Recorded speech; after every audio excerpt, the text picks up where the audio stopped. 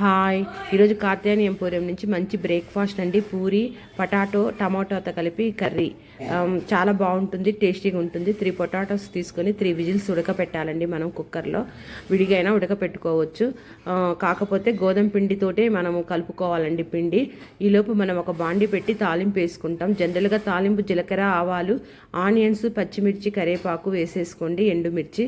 అంతే. ఆ తాలింపులోనే మనము ఒక క్యారెట్ కూడా కట్ చేసి వేసుకోవాలా. బఠానీస్ ఉంటే పచ్చి బఠానీస్ వేసుకోండి. అన్ని కూరగాయలు వేస్తే టేస్ట్ ఉండదు. ఒక స్పూన్ అల్లం పేస్ట్ వేసుకోవాలండి. అంతేను. ఈ అల్లం పేస్ట్ వేసుకున్న తర్వాత పసుపు, సాల్ట్, కారం ఇవన్నీ వేసేసుకొని క్యారెట్ కూడా కొంచెం మగ్గిన తర్వాత టమోటాలు వేసేసుకోవాలండి. 2 టమోటాలు కట్ చేసి పెట్టుకోండి రెడీగా.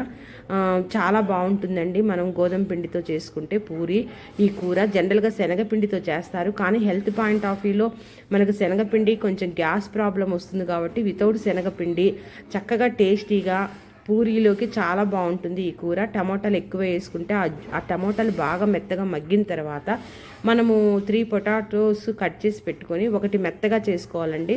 2 ముక్కలు కట్ చేసేసుకొని చూడండి, టమాటా బాగా మెత్తగా ఉడికిన తర్వాత అందులోకి వేసేయడమేనండి. అంతే. ఉప్పు కారం చూసుకోవడమే, ఏం మసాలాలు వేయకూడదండి, బాగుండదు.